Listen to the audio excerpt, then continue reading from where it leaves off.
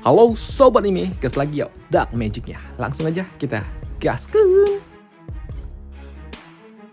Mereview sedikit dari part sebelumnya, kekuatan Dark Magic yang akhir-akhir ini muncul terlalu kuat membuat si Tante Duhai dia pun mengutus Master Wei untuk menyelidiki target yang dicurigai sebagai dalang di balik munculnya anomali ini. Dan itu ya targetnya adalah Feng Yu. Dan ternyata itu benar adanya ketika batu kristal yang digunakan untuk mengetes kekuatan Dark Magic harus meletup. Saking tidak tahannya menahan kekuatan Dark Magic yang terlalu mengerikan yang dimiliki oleh Feng Yu. Apa? Dan jelas kejadian hari ini mengejutkan bagi Master Wei. Dia tidak menduga kalau ternyata hal gila ini dapat terjadi. Karena sebelumnya Master Wei dia mendapatkan sebuah informasi dari Tante Duhai tentang Magic Crystal itu. Itu adalah Magic Crystal yang sangat sensitif terhadap kekuatan kegelapan. Dan itulah kenapa pemerintah sering menggunakan benda itu untuk mendeteksi seorang mutan. Karena sejatinya semakin kuat kekuatan Dark Magic yang dimiliki oleh orang itu, maka getaran dari Magic Crystal ini akan semakin kuat, yang artinya kekuatan yang dimiliki oleh Feng Yu ya ini sangat-sangat gila, pikir dari Master Wei. Namun di sini untuk Feng Yu dia juga bingung harus ngomong apa lagi. Dia juga bingung bagaimana cara menjelaskannya dan itu membuatnya berujar. Master, kau tahu kan kalau merubah job setelah awakening itu adalah hal yang tidak mungkin terjadi. Dan kau tahu kan kalau sebelumnya aku adalah seorang penyihir. Jadi Master, kau mengenalku dalam waktu yang cukup lama ya kan? Jadi setidaknya kau mempercayai diriku kan? Ujar dari Feng Yu yang bingung harus ngomong apa. Dan hal itu juga dibenarkan oleh Master Wei. Ya, anak ini dia telah melakukan awakening di usia 18 tahun. Dan dia juga telah kehilangan orang tuanya dan dia masih... baiklah, aku tahu apa yang harus aku lakukan, pikir dari Master Wei.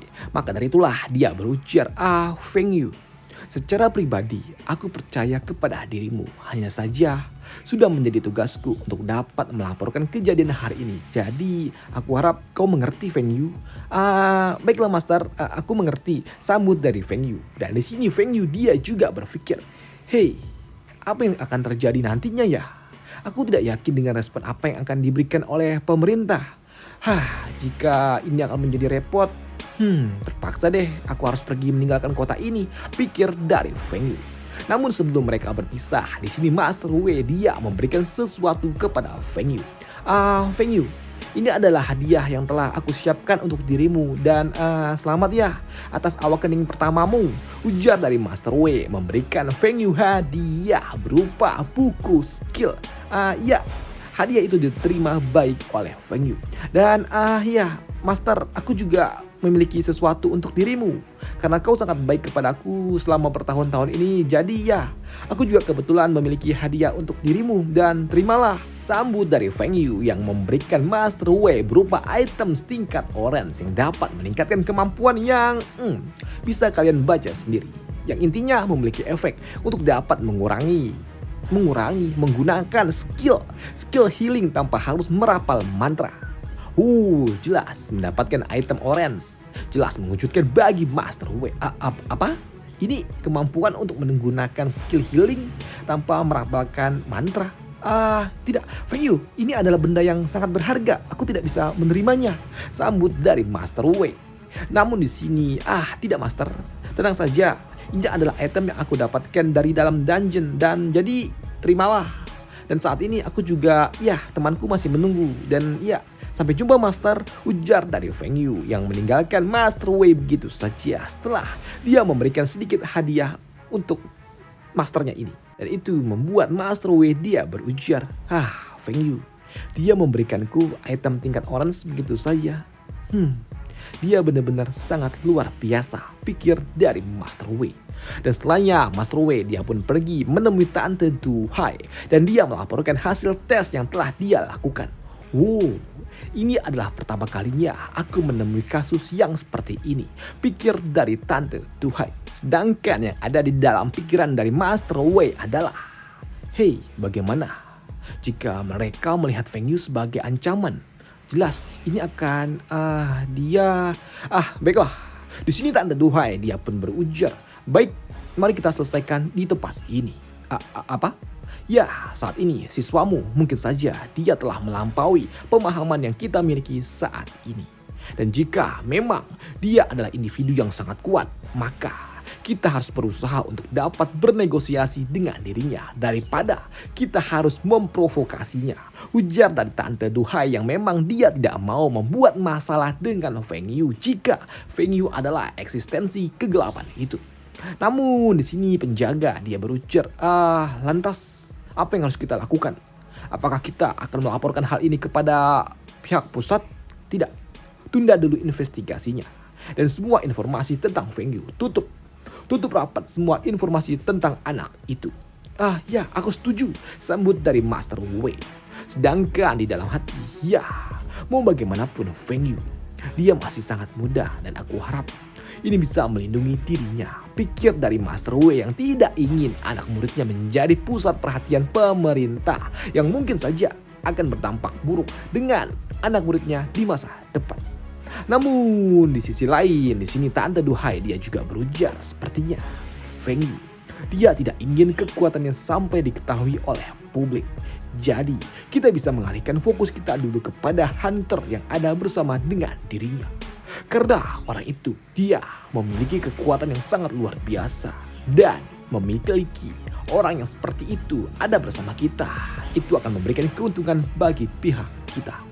Sedangkan di sisi lainnya, di apartemen Feng Yu saat ini, ya, Hunter Rizal dia berujar, Master, ada apa? Kau terlihat tidak bersemangat? Ya, Master Wei dia mengirimkanku pesan dan dia mengatakan, ya, bahwa pihak berwenang telah membatalkan investigasi tentang diriku. Oh, bukankah itu adalah hal yang bagus, Master? Sambut dari Hunter Rizal. Iya, kau benar, tapi aku jadi khawatir bagaimana caranya aku bisa naik level nanti. Karena setiap kali aku melakukan leveling, ya aku selalu menghancurkan dungeon yang aku masuki. Dan itu benar-benar membuat ya sebuah keributan dan aku takut itu akan menarik perhatian dari pihak berwenang. Dan jika itu ya terus berlangsung, bukankah ya ini akan membuatku dalam masalah? Aduh, ujar dari Feng Yu. Namun kalau kesah dari Feng Yu menampar wajah dari Hunter Rizal, dia tidak percaya kalau ternyata masternya benar-benar gila. Bahkan master, kekhawatirannya jauh berbeda dengan banyak orang.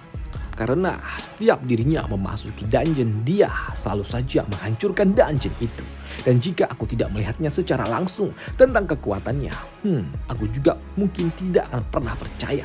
Maka dari itulah, Master, kalau begitu bagaimana kalau kau melakukan leveling di dalam dungeon yang tidak terdaftar? Di sini Hunter Rizal dia mengatakan kalau saat ini sering sekali muncul dungeon di seluruh dunia secara tiba-tiba. Dan di dalam dungeon tertentu terdapat juga beberapa sumber daya yang sangat luar biasa yang bahkan tidak dapat disentuh oleh pemerintah. Dan di dalam dungeon yang seperti itu terdapat juga kekuatan jahat di dalamnya. Mendengar hal itu, mendengar kalau ada beberapa dungeon yang memang di luar dari pengawasan pemerintah, membuat Feng Yu dia sedikit tertarik. Ya, mungkin saja itu bisa menjadi solusi untuk diriku, ujar dari Feng Yu. Di mana dia juga bertanya, Hunter Rizal, apakah kau tahu informasi tentang di mana dungeon-dungeon itu berada? Tanya dari Feng Yu. Ya, saat ini aku memiliki 2 dungeon pribadiku sebagai tempat di mana aku berlatih. Dan jika kau membutuhkannya, aku bisa mengumpulkan banyak informasi tentang dungeon yang mungkin saja dapat bisa kau gunakan. Baiklah, aku akan serahkan sisanya kepadamu ya, sambut dari Feng Yu. Yang pada akhirnya dia mendapatkan sebuah solusi atas masalahnya. Yang pada akhirnya membuat Feng Yu dia dapat berburu tanpa harus takut ketahuan lagi. Dan ya, aku juga besok berencana untuk pergi ke area rumah lelang. Dan aku berencana untuk menjual beberapa item dan ya, dengan adanya kartu black card ini seharusnya tidak akan ada yang perlu dikhawatirkan. Dan kini beberapa jam kemudian Hunter Rizal dia pun pulang dari rumah Feng Yu. Dan karena memang tidak tahu mau tinggal di mana, Hunter Rizal dia pun pergi menuju salah satu hotel untuk menginap. Namun begitu Hunter Rizal dia memesan kamar, dia pun langsung ditemui oleh seorang pria berjas hitam yang datang menyapa dirinya. Di mana pria baju hitam ini dia berujar, "Tuan, namaku adalah Zhang Ji dan aku adalah wali kota Qinyu. Sebelumnya terima kasih karena kau telah menyelamatkan banyak penduduk kota di dalam dungeon break yang sebelumnya. Dan aku juga ingin bertanya, apakah kau memiliki rencana untuk tinggal di kota ini? Tanya wali kota itu. Ya, sepertinya begitulah, sambut dari Hunter Rijal. Baiklah, itu sangat luar biasa Tuan. Kalau begitu, izinkan kami untuk menyambut Anda. Di sini wali kota dia memberikan semacam kartu khusus kepada Hunter Rijal. Tuan, ini adalah kartu khusus yang dikeluarkan oleh kota. Dan ini akan memberikan kau hak istimewa, dan jika kau membutuhkan sesuatu di masa depan, kau bisa menggunakan kartu ini dan kami akan melakukan yang terbaik. Ujar dari wali kota kepada Hunter Rijal. Karena di sini wali kota dia berencana untuk membuat Hunter Rijal tetap ada di kota ini. Karena dengan adanya Hunter Rijal di kota ini akan menjamin kota ini tetap aman dari monster. Ya. Ku dengar banyak wali kota lainnya yang ingin mencoba merekrut Hunter Rijal ini, tapi dia selalu saja menolaknya. Lantas, apakah dia akan menerima tawaranku? Pikir wali kota yang berusaha keras untuk mendapatkan Hunter Rijal.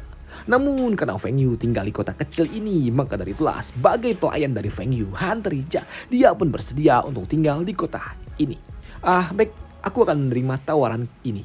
Sambut dari Hunter Rijal yang membuat Pak Wali Kota dia senang. Dan ya, alasan Hunter Rijal menerima tawaran ini adalah, ya mungkin saja di masa depan ini akan berguna untuk Master Feng memiliki dukungan seorang wali kota.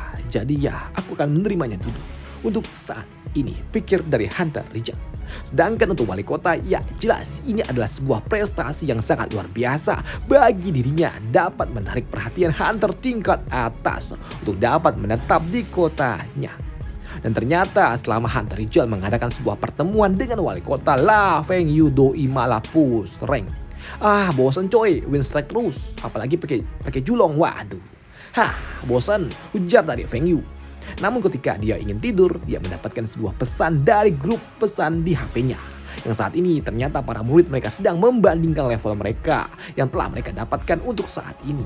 Namun jelas percakapan grup yang seperti ini tidak menarik perhatian bagi Feng Yu. Mereka semua telah awak kening di usia 18 tahun, 16. Dan mereka saat ini berlomba-lomba untuk mencapai level tertinggi agar bisa masuk universitas ternama. Dan ya, agar bisa melakukan transformasi pertama dulu. Dan aku tidak membayangkan kalau ternyata level yang mereka lakukan selama bertahun-tahun ternyata dapat aku kejar dalam beberapa hari doang. Namun dari semua pesan yang ada di grup chat, ternyata ada yang menyenggol Feng Yu yang memang selalu aja asik login push rank doang. Dan itu terlihat dari lobby in game yang selalu aja online. Waduh, si bangke ini dia memantau akunku kah? Namun doi juga langsung ditegur oleh Master Wei yang membuat Feng Yu dia tertawa. Rasakan bocah. Namun tiba-tiba saja ternyata ada sesuatu yang menarik perhatian bagi Feng Yu ketika salah satu murid mengirimkan sebuah berita tentang dungeon break yang terjadi beberapa waktu lalu yang telah merenggut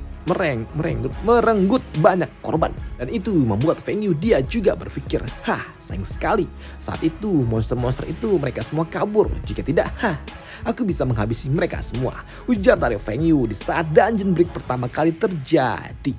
Namun apa yang dilakukan oleh Feng Yu ternyata membuat di sisi lainnya, di dunia lainnya merasa ada yang merinding. Kenapa aku jadi tiba-tiba ketakutan ya? Walah. Dan keesokan harinya di area pelelangan, saat ini gadis Shin dia telah kembali masuk kerja.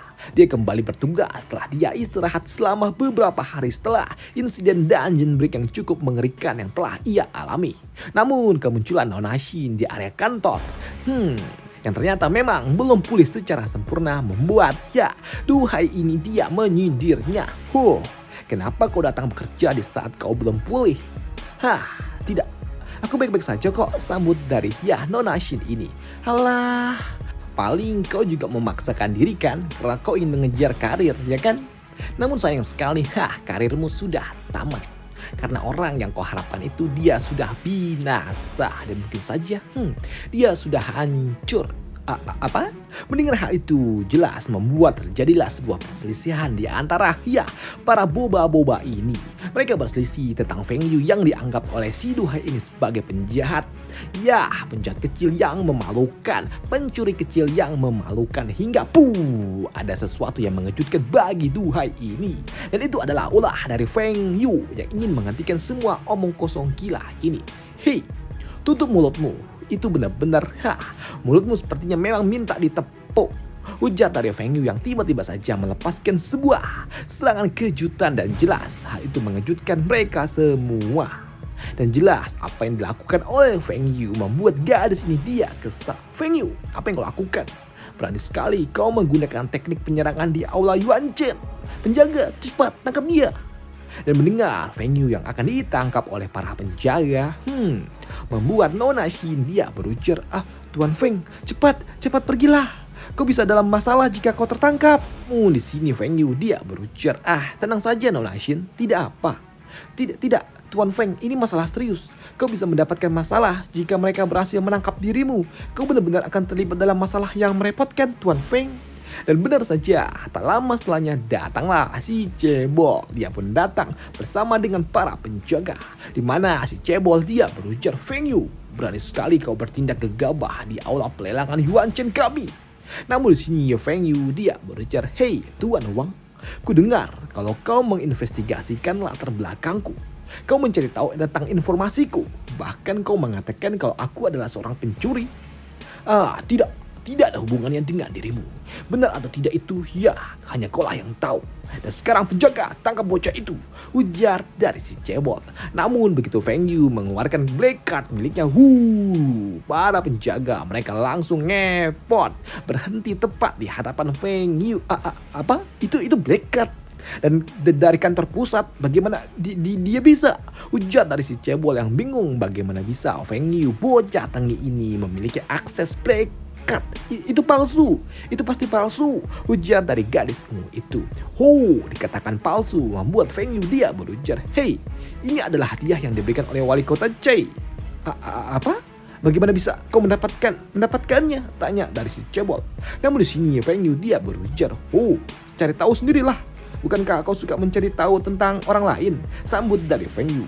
Dan mendengar hal itu, si Cebol dia pun panik dan dia mencoba mencari informasi bagaimana bisa bocah tengil ini memiliki black card. Dan itu membuat dirinya mencoba mencari tahu dengan cara menelpon kantor pusat. Dan apa yang telah terjadi di aula ini membuat aula pelelangan harus ditutup untuk sementara waktu.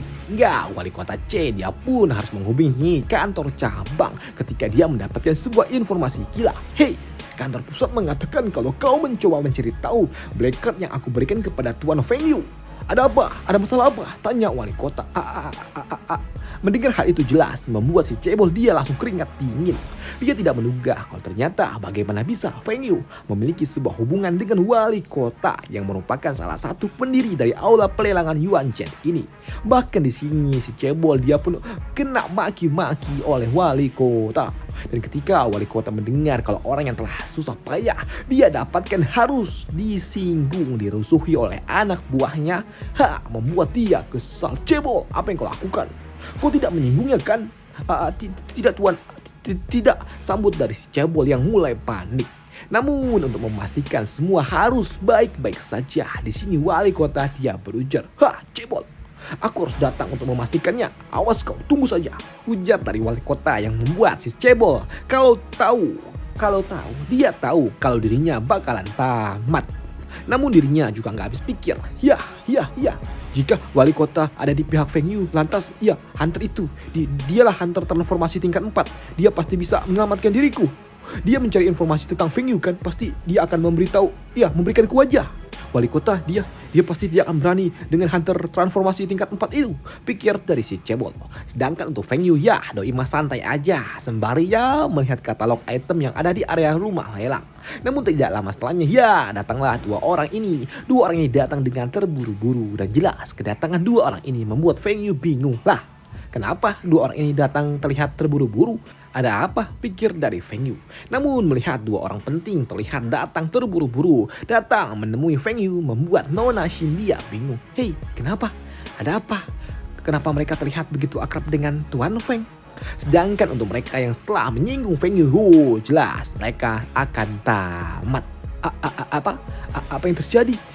Kenapa? Pikir dari si ungu ini. Namun begitu dia melihat pimpinan cabang lah, Doi juga sama lemes. Begitu dia melihat Feng Yu ternyata memiliki hubungan dekat dengan dua orang ini. Tuan Wang, ada apa? Ujar dari si ungu. Dan tahu kalau dua sosok itu telah menyinggung dari Feng Yu membuat keduanya langsung dipecat. Dipecat sama wali kota dan bam, si ungu kena digampar sama si cebol karena memang si cebol akhirnya dia apes gara-gara ngikutin apa kata si ungu itu. Dan begitulah nasib mereka yang telah menyinggung Feng Yu. Waduh. Dan selesailah cerita kita di sini dulu dan sampai jumpa di part selanjutnya. Aduh. Gimana cuy? Kurang menarikkah part kali ini? Ya, memang menurut gua juga tidak menarik lah. Tapi ya gimana cuy, mau nggak mau ya memang harus dibahas. Karena ya kalau nggak dibahas ya nanti ceritanya nggak nyambung. Waduh. Ya semoga di part selanjutnya ada tarung-tarungnya lah. Biar agak begitulah, berkeren sedikit kan. Dan sampai jumpa di part selanjutnya besok lagi. Besok Feng Yu nggak ya? Atau Jopan? Sekarang hari Kamis. Besok masih Feng Yu, besoknya lagi Sabtu baru Jopan. Dan sampai jumpa di part selanjutnya. Bye. Thank you. Semoga tidak ada halangan ya. Terima kasih. Bye.